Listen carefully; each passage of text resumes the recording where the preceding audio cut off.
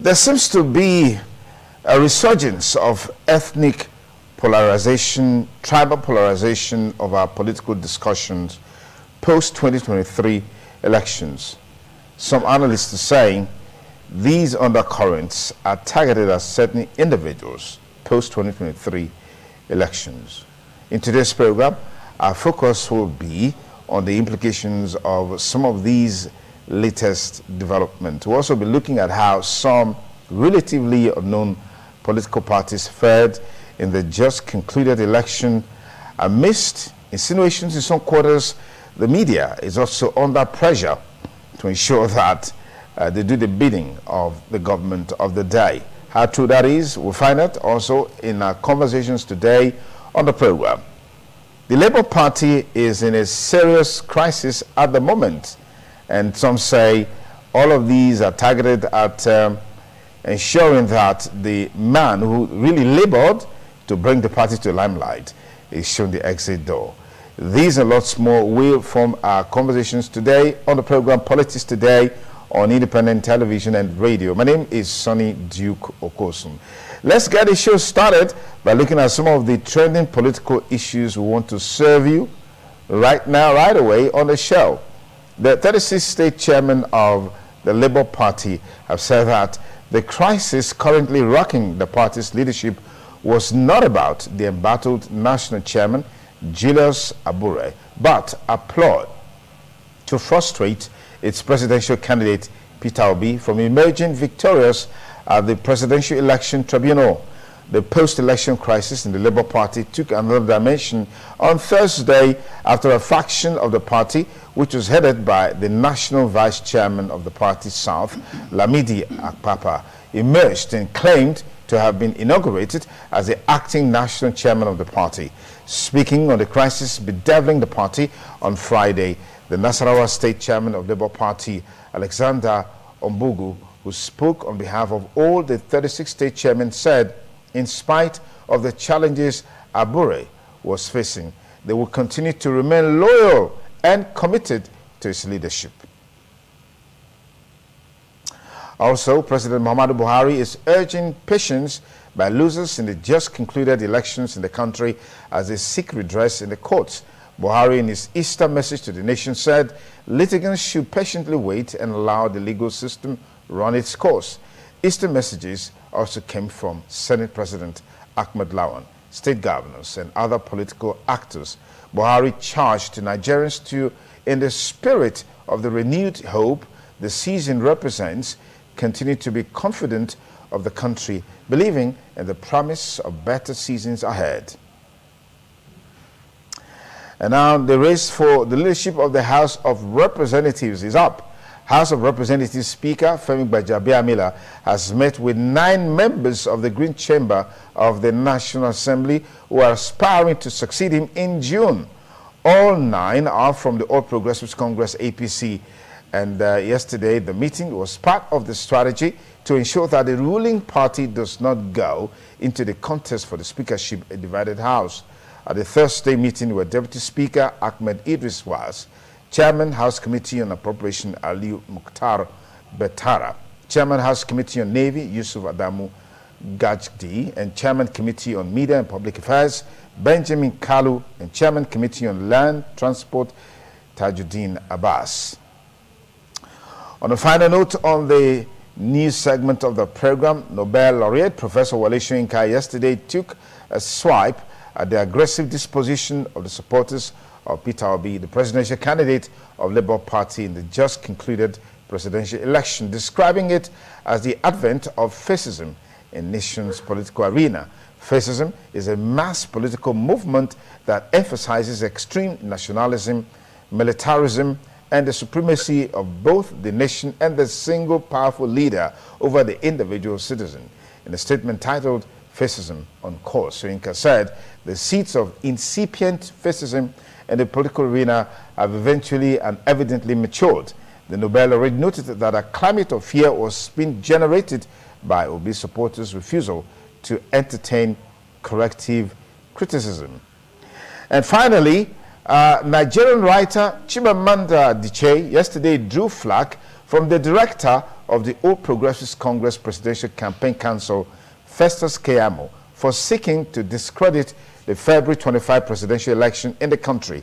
Director of Media and Publicity Tinubu Shetima campaign by Onanuga and an APC chieftain, Dr. Joseph Ono, also berated her for her action. Adichie had, in an open letter to the U.S. President Joe Biden on Thursday, asked him not to accept the result of the election, citing alleged discrepancies and irregularities during the polls. But Keyamo, writing on Twitter yesterday, called Adichie's letter a reflection of pathetic colonial mentality.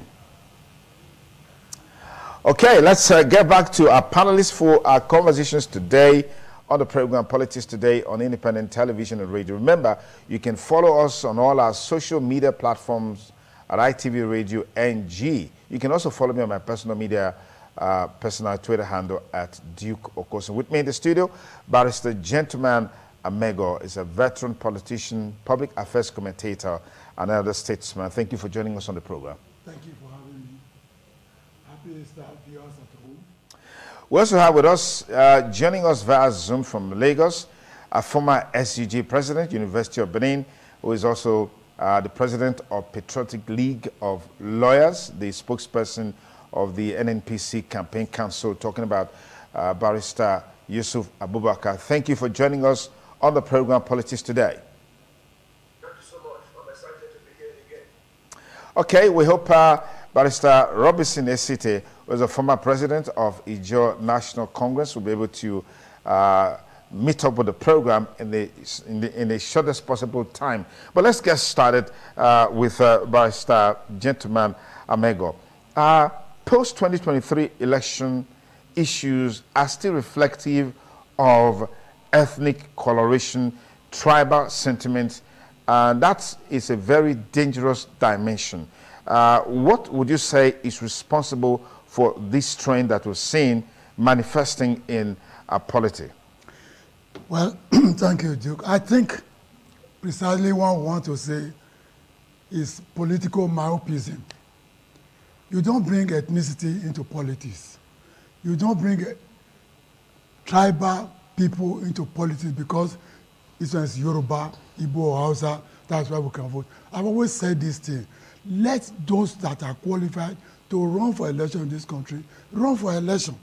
It's not just ruling people, is not just a child's play.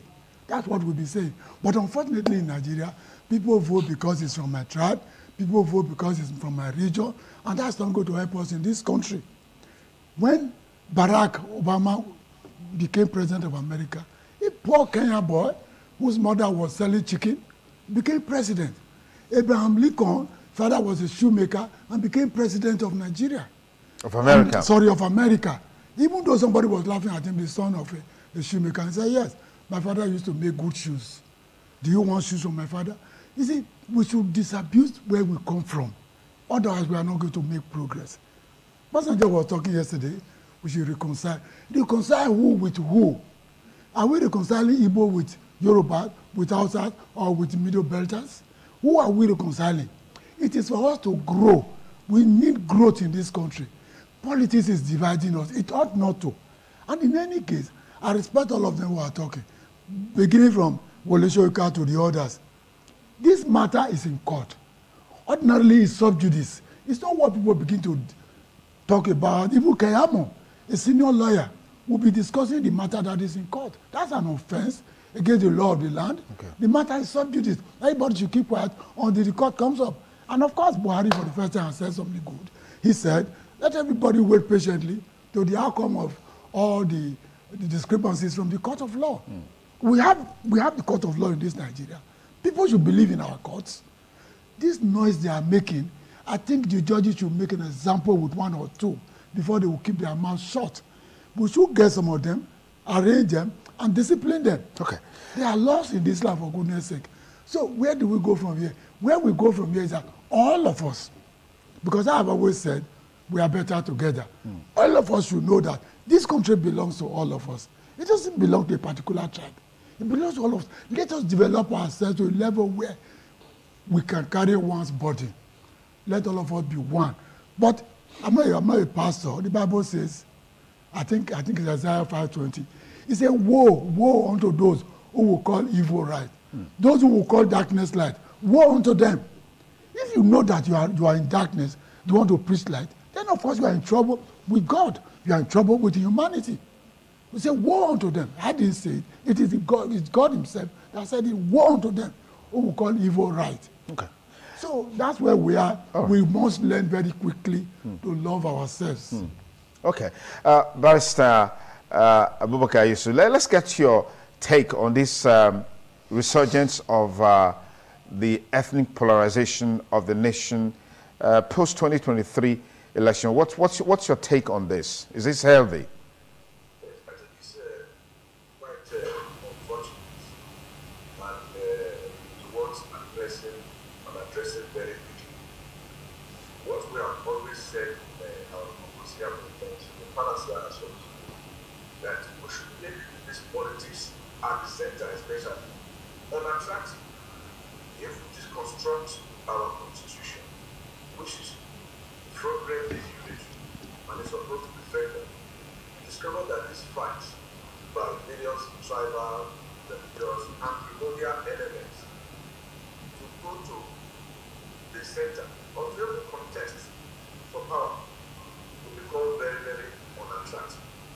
That is why if you are in one consensus movement, which is driving forward energy, discover that what we always emphasize is nationhood or citizenship.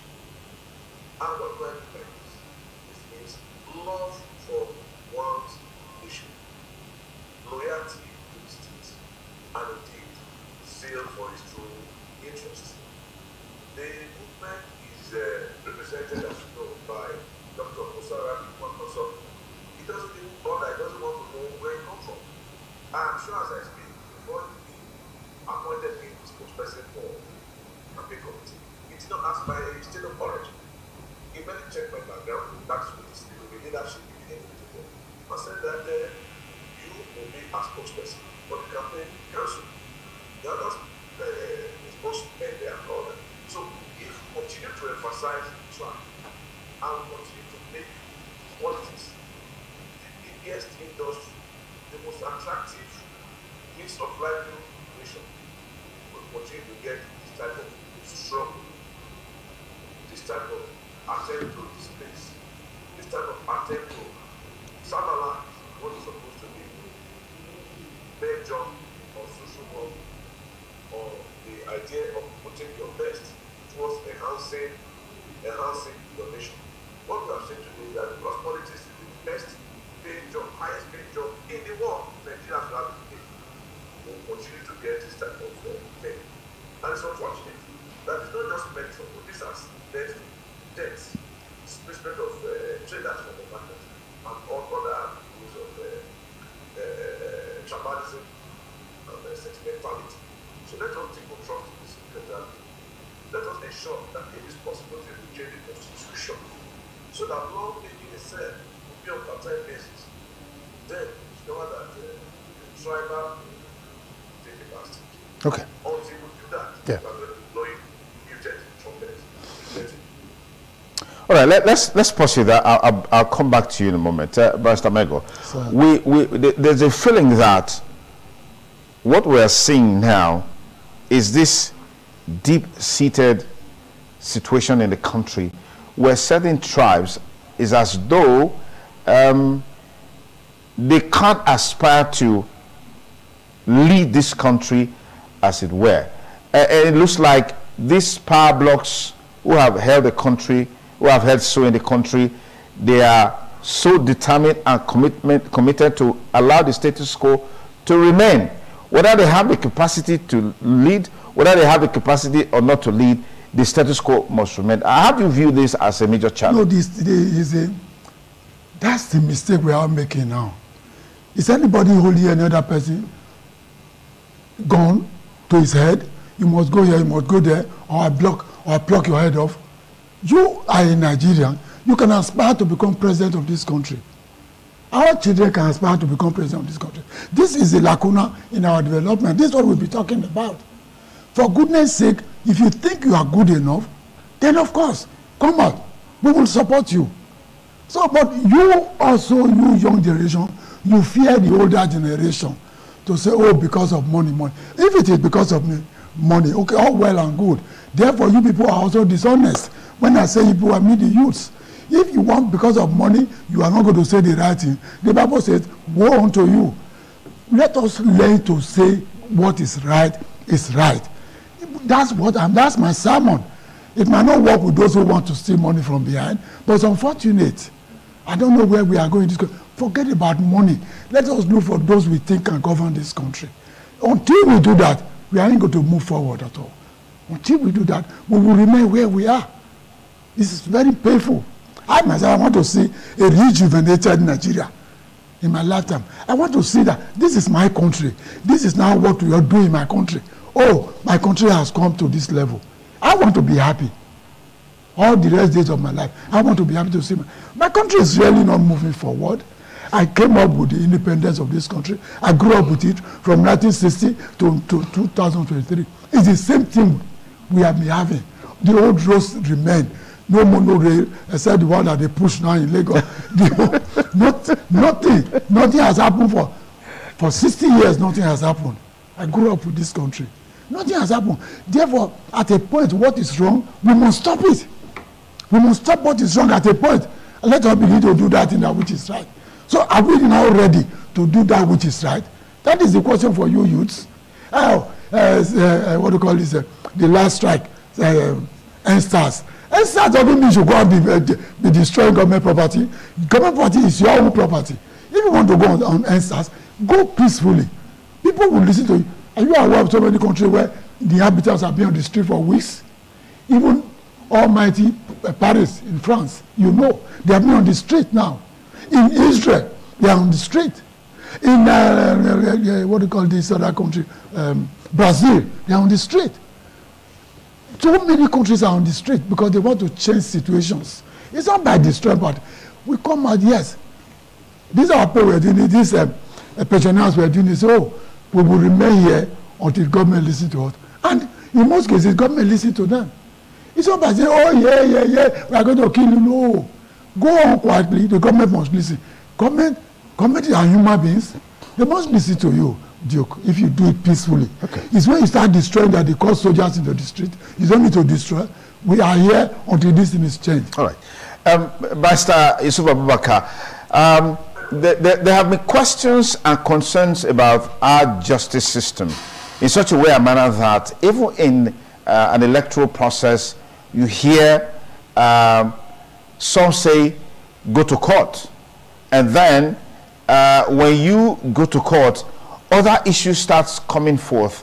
What's your take on this seeming slogan of asking your opponent to go to court when we know there are big question marks about our judicial system, against the background of some of the pronouncements that have come forth even pre-2023 election? I mean, look at the case of the president of the Senate. Look at the case of Senator Goswill Akpabio, who never contested in the primaries, but they are in the National Assembly. I'd like to get a take along those lines. I have something to say on this. Well, it's rather unfortunate that the judiciary will end up looking child in. What?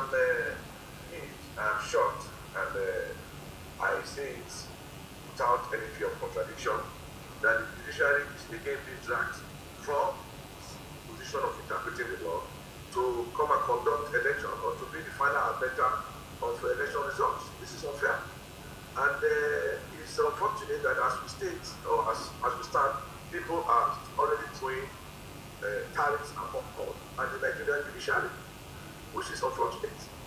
You know, so let us ensure that the electoral process, our various institutions like the police, they are strengthened. These are strengthened, and for any electoral malfeasance, there is an electoral commission, there is a police that will take you straight to court. It will stop some of these wits that are trained on the part of the judiciary. I'm not saying that the responsibility of the judiciary is not to interpret, but by the time you now leave the function of arbiter of an electoral process, take it to the doorstep of the judiciary,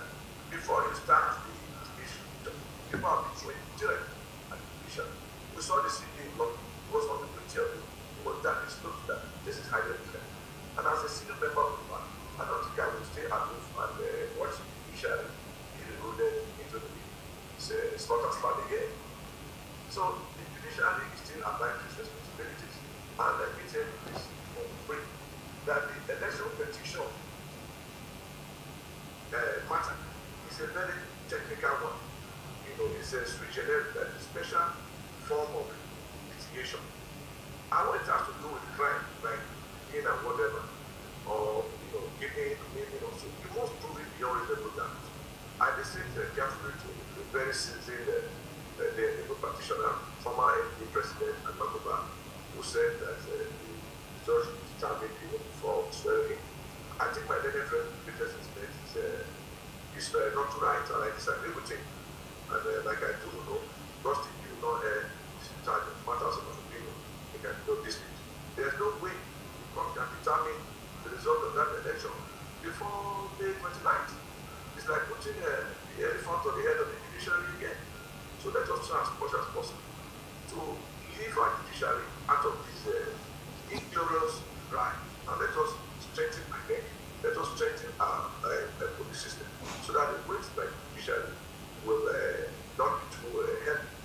So what I'm trying to say in essence is that stampeding the judiciary for all the things, whatever happens in your electoral process, don't it on the table of the judiciary. You expect the judiciary to make pronouncements, thereby making the judiciary the electoral body, making the judiciary the legislative body is highly unfair.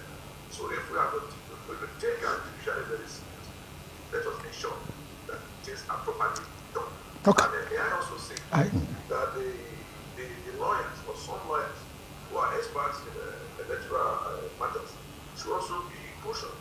Not every matter should be litigated, no matter how juicy that job will be. As Lord Daniel would put it, in the case of Robert was very emphatic, as it was clear.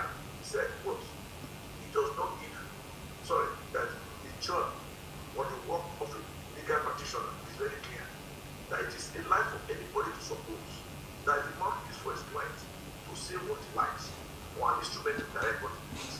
Then he said, it's not of this. Whose allegiance to high rules, and that was the cost of truth and justice. He must not consciously mistake the facts. He must not knowingly conceal the truth. He must not bring a charge of fraud when he has no evidence to substantiate. Exactly. And he must disregard the most specific instruction from his clients if it conflicts with his duty to the court. He said the law which requires the barrister to do it is not necessarily a road cast in stone, but the word of honor. So lawyers should be very discretionary. Okay. Well, sir. Okay. All right. Let me pause you there, Barrister Walker. I'll come back to you just before we bring Barrister Robinson City to join this conversation. Let's get you to quickly comment on the last issue that I raised. Yes, sir. I personally disagree with a number of people who condemn our judicial system. Is it condemn or criticize you? Criticize whatever. Yeah, yes. You see, we say, Lord, those who are vile must prove. If you are alleged, you must prove. And when the case is manifestly bad, it is bad.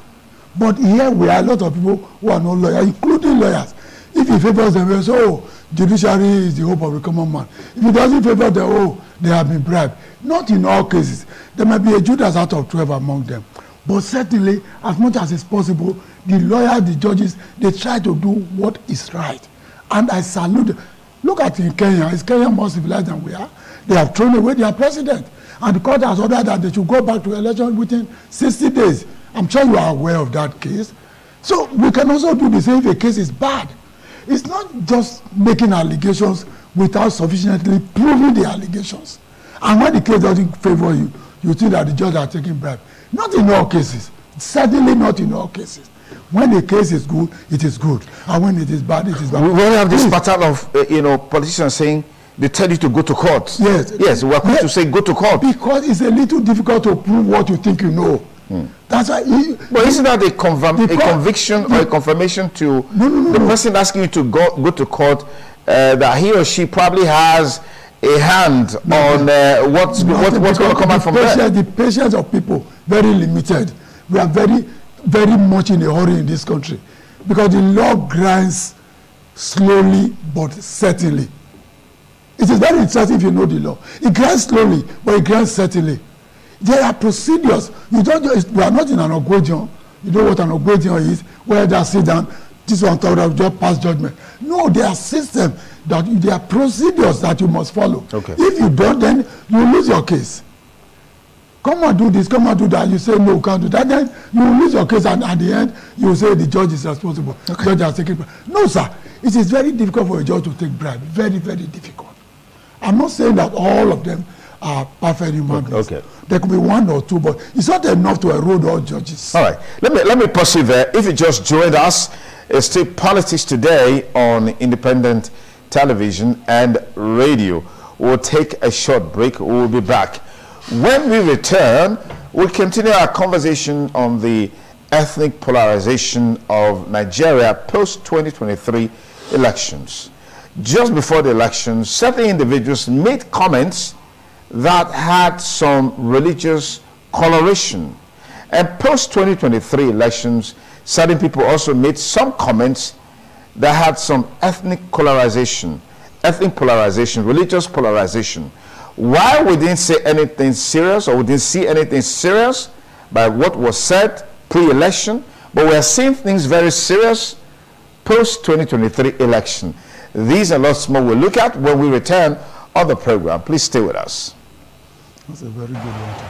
The Edo State government is drumming support for Bendel Insurance as team locks horns with Kwara United on Saturday. Bendel Insurance Football Club, currently 4 points clear at the top of the table, has so far played 12 matches without conceding any defeat, making the state-owned team the only team that is yet to lose any match in both Groups A and B of the Nigerian Premium Football League this season. The Edo State government, under the leadership of Governor Godwin Obaseki, has made huge investments in developing and sustaining the football club and the sports sector in the state. These investments have revitalized sporting activities and elevated the state-owned club from erstwhile relegation into the lofty heights of visibility which the Bendel Insurance Football Club now enjoys across the nation and the African continent. Football-loving fans across the nation are now making bets in an attempt to predict which team will inflict the first defeat on Bendel Insurance this season. Come and cheer our team to another resounding victory to maintain her unbeaten run. Date is Saturday, 8 April 2023, time 4 p.m. at the Samuel Ogbemudia Stadium. Entry is free. It is Bendel Insurance taking on Kwara United. Don't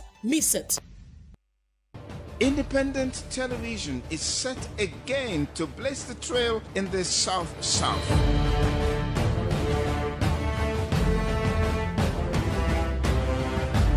Come Monday, 10th April 2023, ITV will be setting the pace in digital broadcasting with the commencement of ITV Network, where you can watch our programs, news and current affairs real time from all our network centers across Nigeria and beyond, made possible with our recently acquired network state-of-the-art facilities. Independent television, poised to serve you better.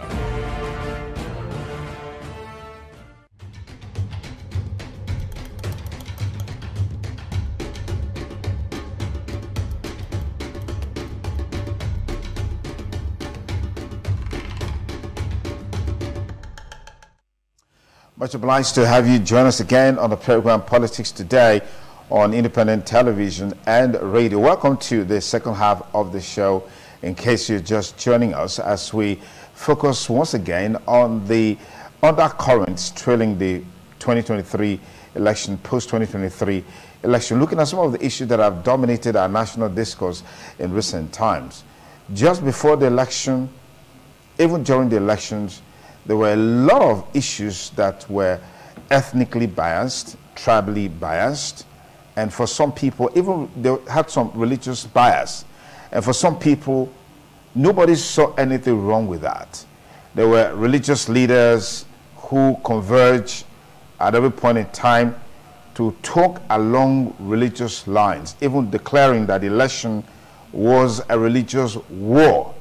Just a few days ago, a video was in circulation which has to do with an audio leak from one of the presidential candidates in the just concluded election, a conversation with another religious leader. and then in that particular audio leak, comments that related to a religious war came to the fore. We've leveraged on that. We've talked about that. We've highlighted that particular issue. But those that were made before the election, we are silent about this. I mean, doesn't this border on justice, equity, and fairness as far as this country is concerned? Let me quickly get to speak to Barrister Yusuf Abubakar, joining us from Lagos. Barrister Abubakar, could you quickly speak to this issue? And just by the way, we have Barrister Robinson Esite joining us here in the studio. Barrister Esite, thank you for coming. Thank you. We know some of the travails you had to go through to get there this morning. Thank you for your commitment. I appreciate you. Thank you. All right, Barrister Yusuf, quickly speak to these issues. Yes. Subject to the decision of the court, I think the Tinubu Shettima's ticket will have some ethnic balance, because Shettima is from the harassed background. A lot of people is a Kanuri man. And the resistance against the Fulani, if you go back to the jihad of 1805, was actually very, very strong. And indeed, they were not able to penetrate the ethnic agenda, which was to take over the entire north and even the southern part. Don't forget that when they got to northeast, the Abakriji man, Academy resisted them. So I see Shettima, who is very close to our own vice presidential candidate, Bishop Asipi Yausa, as a who work against ethnic domination as it was done in 1804 and thereafter.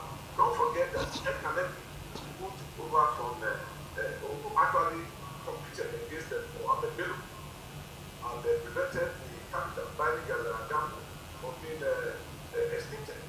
You know, Shettima appears to represent Ekanebi.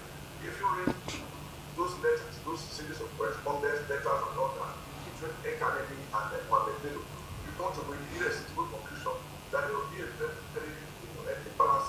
Let me just quote a paragraph from that letter. When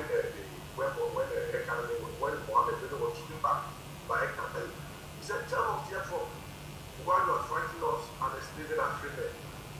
If you say you have done that to us because we are pagans, we are idiots, then I say we are innocent, and the innocence is far from our culture.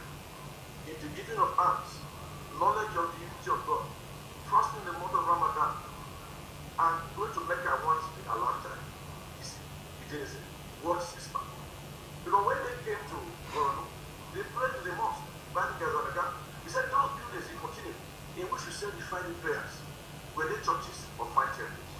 If they were not for Muslim rights, why did he back on the prayers in there? When he captured the capital, he drove to Honolulu, and ever since then, he's not been able to penetrate there. So I think this fear or paranoia about domination and all that will have some kind of ethnic balance when it's subject to the domination of the court. Okay. When it's commercialized. All right. So I don't fear at that level. But most ethnic cleansing, so to say, is taking place at the state and even local government. Okay. And that is why we want and we do pray that the government that is becoming subject to the approval of the law, Yeah. the ethnically balanced. Okay. Because Shettima is coming from the ethnically harassed background. All right, thank you, Barrister Yusuf. I mean, so much of historical depth in your analysis there. Thank you so much. Let's get back to the studio here. Barrister Esite, yeah, you followed these issues up in the last couple of days, the undercurrents of ethnicism, tribalism, religious biases and all of that, dominating Nigeria political space post-2023. Is this healthy, and what are your thoughts on the general level? Well, it is a dangerous trend. Very, very dangerous. This is because we must look at the current trend from what was the position before the 2023 elections. Now, at a time before now, there was this uprising in the north that is ethnic based. And so, in the choice of candidates, Nigerians now decided, look, in view of what is happening, we must be careful in selecting our would-be leaders that will not represent this ethnic interest. But some persons didn't see it that way. They went ahead to select the leaders, even though the leaders represent a particular religious sect. And that is what is trending now.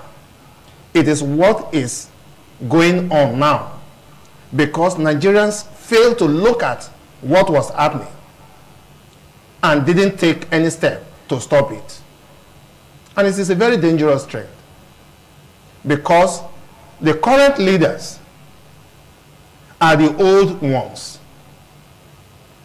And that is why you now come to see this obedient movement.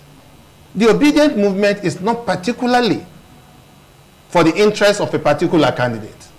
It is for the interest of Nigeria and Nigerians.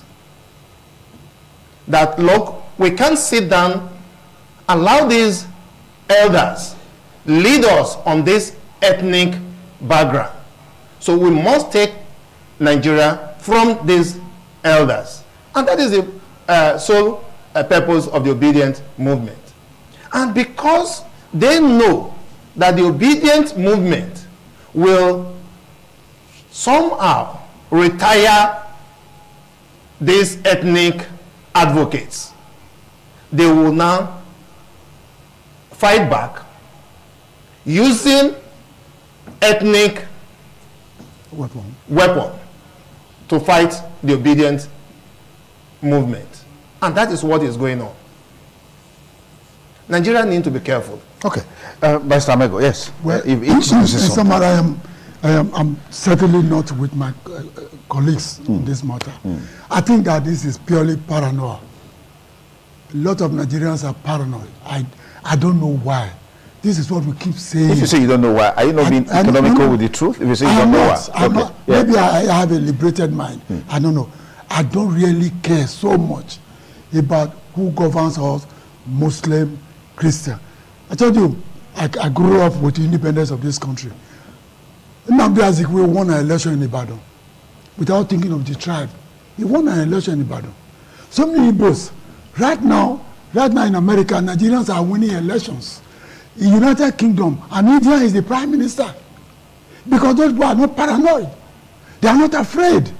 But we are so afraid here. It is Muslim, it is Christian. Come to our state here. Obasaki is a Christian.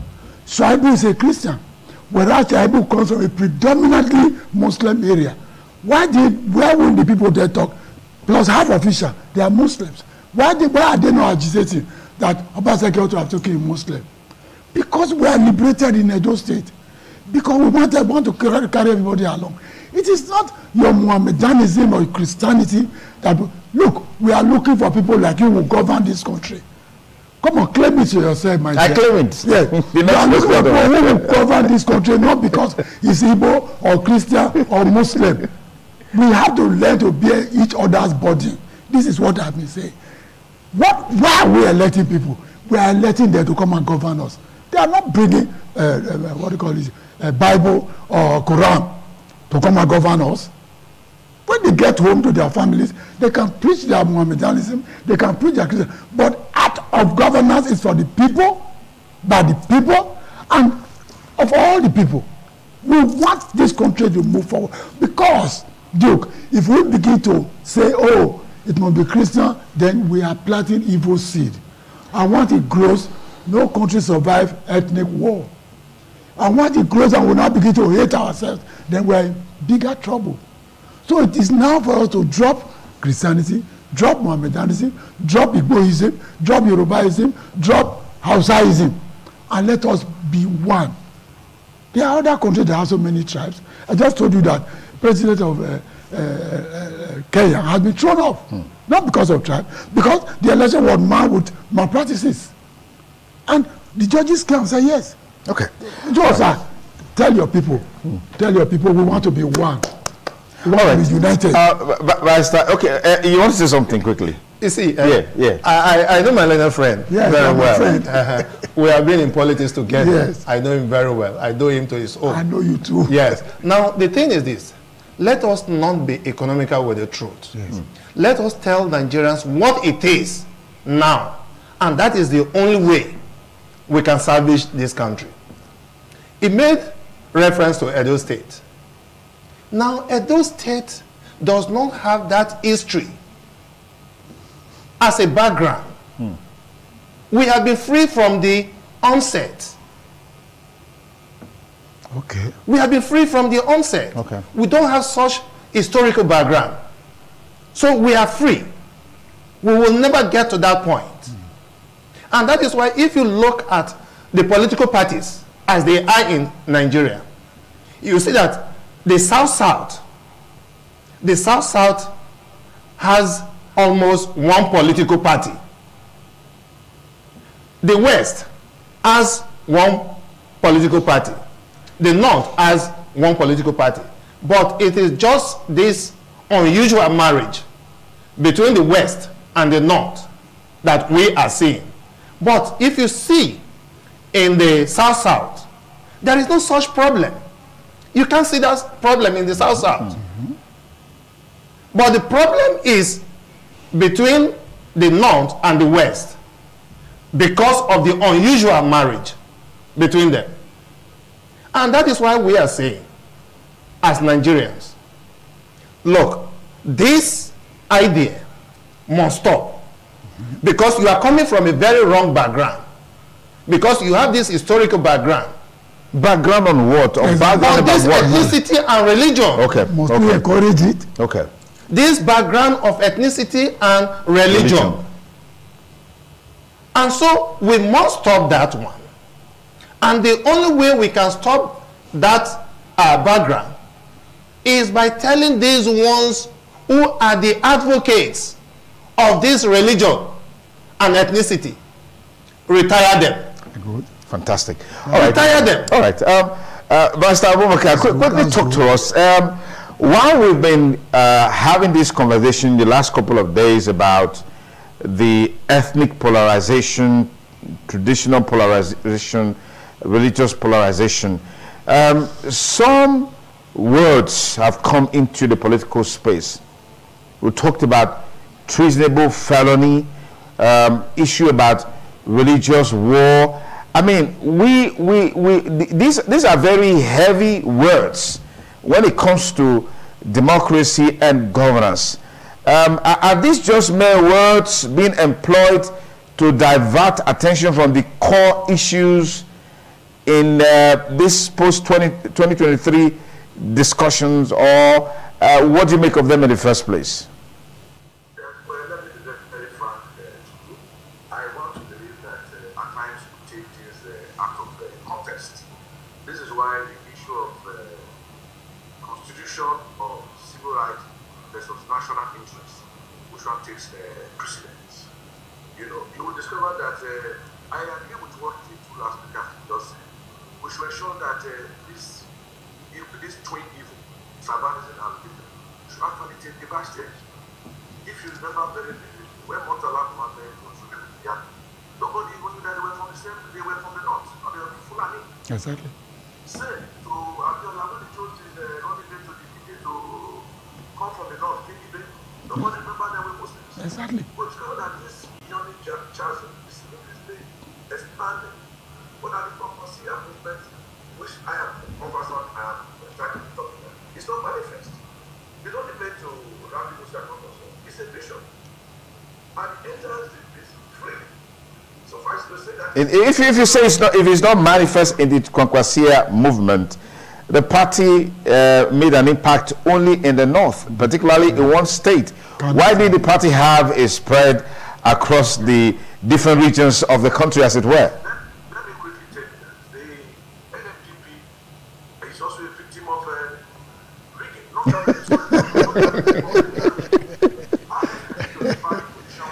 Oh my God.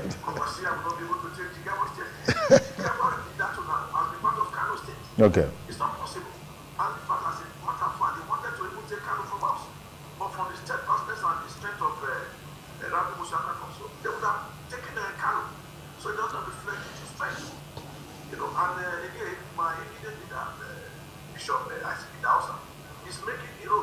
into the south. So we are actually not too comfortable with the result now. But I think in favor of NNPP, as it stands today, Kokosia and Musa and Radima Koso, especially, is a new force. Emerging for the North, is a new sharing time. It's either you believe it or you don't believe it. This is the days that don't reflect our true strength.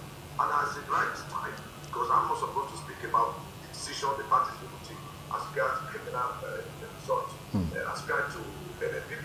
Don't forget that even in Kano, during this election, we lost about 16 members of the party. Our secretary was lost.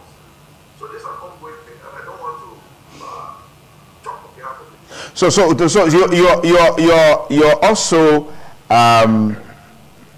accepting the views canvassed by our panelists here in the studio that it's time those who are advocates of tribalism or tribal politics, ethnic politics, religious politics, retired from the political space. Is that feasible anytime soon, in your opinion? I mean, looking at some of the new entrants into the political space in terms of impacts made in the just concluded election. So long as we have weaponized hunger, we have weaponized Hunger. we have weaponized a lot of entities, they will continue the evil past that refuse to kill with the same, who wants to dominate the present by some future. They will continue to rear its ugly heads, except we come together in a kind of multi-party system to really say that enough is enough. We continue to see these steps. And if we take the Kwakwasia thing as a prototype, we discover that if you go a long way to signal merit as opposed to mediocrity. So we say this and we are seriously looking at it. Okay. All right. Let's quickly take some few calls before we call it a wrap on the program Politics Today on independent television and radio. How realistically feasible is it for these old dogs, so to speak, old guns, I beg your pardon, old guns in our political space to be able to just, ease off like that? Pastor Amego, you want to talk to us because you've been in this game for such a long time. If you feel tired of a certain person, if you have a friend and it's not doing well, you abandon that friend. You follow people who are useful to you. If people are not useful to you, for goodness sake, you forget about such people and be on your body. You but don't need to have influence, financial influence, contact, influence? network influence, all the influences. You must have had a friend very wealthy. Since you cut off from that friend, what has it removed from you? Nothing. It's just to say, oh, Dangote is my friend. Today, Dangote is not my friend. You will still take your 3 square meals if you want to. Okay. So that's the situation. If you are not satisfied with who we are, for goodness sake, do it properly. It's not by gun, it's not by the use of gun. Do it and say, okay, we don't want, then go to the pool and vote. Go and vote. Vote the old people you call the old people now. Vote them out. Okay, let me take a call. Hello, caller. Good morning. Tell us your name and where you're calling from. Yes, go. Yes, good morning. Go ahead. Yes, Sonny Yadosa, please go ahead. Yeah, those are always there. I want to thank our father, gentleman, big God, and everyone that is calling from all over the place. I think the pain we are going through right now, it was not caused by one man. I'm sure that the gentleman, big God, has looked at that area several times. And I think that we also need to take deliberate steps to also come out of the situation. There is no one that is free. Even Benin is not delivered. Because they are talking about we are liberated. We are not liberated. I'm sure at least you have been here from 1999. Who was the governor in 1999? 2007 became the governor. In 2016 now is the governor. What happened to Esaland? So there will be agitation. And when you come to Oredo, you are going to find out those who are actually the Oredos from the real people that say they are Oredo. So the agitation will always be there. Then what I beg our people to do is that when there is injustice, when there is tribalism, when there is religious war, when you talk about the issue of nepotism and all that, and there is no fairness, you cannot solve the issue of agitation. Okay. So to solve all this agitation and all that,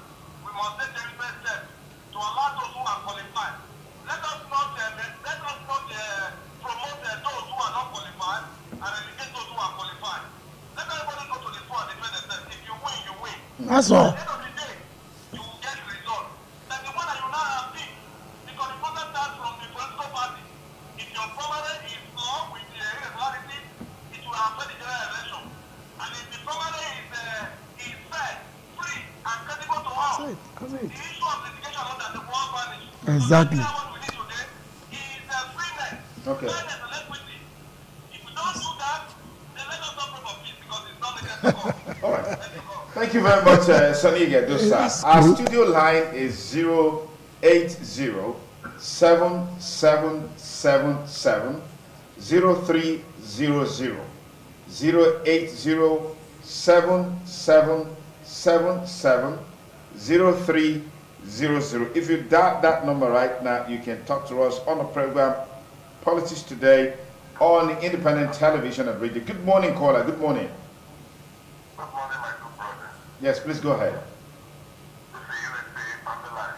USA, please go ahead. I got your voice. Go ahead, please. What I want you gentlemen to understand is that there is no way you can develop any nation when the church is not there.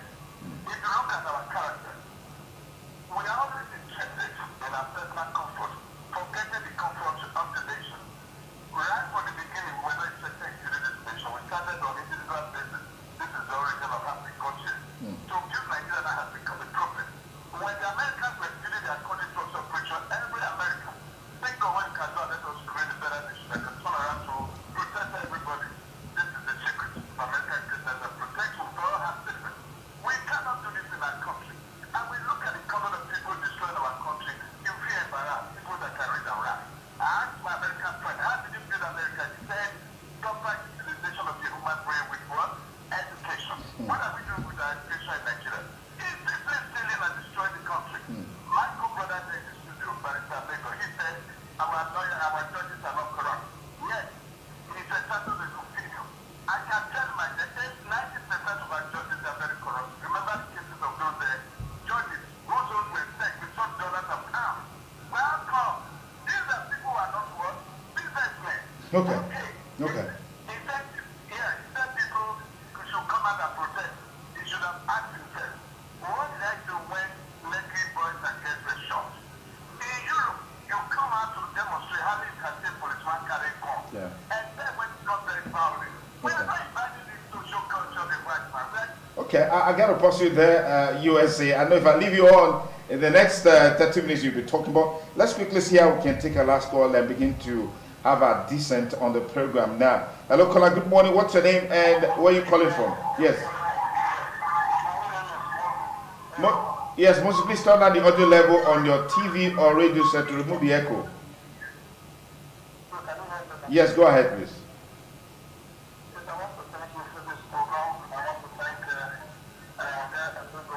Okay. My own contribution to this is the way we conduct our election. Are we not ashamed?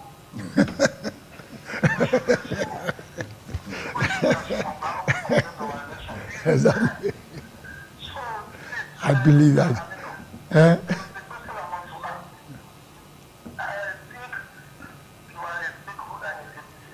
Yes.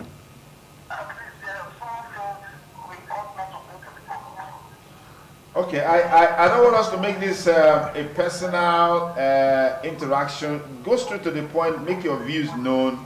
I'm the one asking the questions. Yeah, yes, go ahead. Yes, if that's the point you want to make, yeah. All right, thank you very much. Our time is up, but let me quickly take a final word from Barrister Robinson City as we commence our descent on Politics Today. I mean, in all of these, what are your expectations? Will this end very soon? Talks about, oh, someone is being an advocate of religious war, someone is committing a treasonable offense and all of that. Then, of course, the Labour Party crisis is brewing seriously. Let me get your take on this. There is very, very high hope that Nigeria is going to turn a new leaf, because this 2023 election has opened our eyes. That's right. It has brought in serious awareness. That's true. Among the populace. Okay. And the real actors in the politics. Even those who are the political leaders, so to say, are now aware that time is almost up. Okay. So we are getting to the next level. All right. We'll get to the next level. But yes, you're talking of Labour Party. I think people still do not know that we have laws in this land. 36 state chairman. They are saying no. You are just saying no in your house. You are just, the law has said the chairman vacates. But there's a counter. Until we get that. Yes, there's a counter. Of course, it's in existence. Let us get that. Yes, but what I'm projecting. People are saying now that this is the handiwork of the fifth columnist. But what I'm saying is that, it's okay. Yes. My own line of argument is that once the court says something, it must be carried out. Okay. That's what the law says. All right. All right. Barrister Abubakar, can you just give us a last line, as we call it a wrap now, on your summary of what we talked about today? Yes. No matter what has happened, I am not encouraged by the development going on in the Labour Party now. Whatever that big government is coming from, I think we should come back and ensure that the Labour Party is made to exist. They have the right to exist. You know, any political system that has no strength on form, that cannot be widely weak, it's not necessarily supposed to be a political system. If we succeed directly, you know, by killing the Labour Party, then it starts to reason that we are dangerous people because of the party system. Okay. So I sympathize with the gentleman, and I want, without prejudice to what the court might say, we want Labour Party to exist on its own. All right. To develop. All right. That's what the situation was saying now. All right. Thank you very much, Barrister Yusufu Abubakar, League of Patriotic Lawyers, is also the spokesperson for the NNPC Campaign Council, former president, University of Benin Student Union Government. Thank you so much for your time with us on the program. The former president of the Joe National Congress, they now call him President Emeritus, Barrister Robinson Esite. Thank you for coming. Thank you for having me. Of course, Politician Emeritus, grassroots politician emeritus. I'm not an emeritus. I'm still very much around. Thank you very much. That's our program today. I want to say big thanks to everyone that made the show a huge success. Well, those who are hell-bent on destroying the Labour Party and, of course, bringing down Barrister Julius Abure, we know that we'll continue to pray for Barrister Abure to reap the fruit of his labor in building the party to what it is today as a reference point in Nigeria.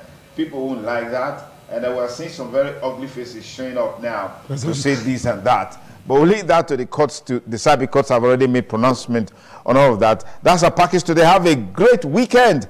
Bye for now.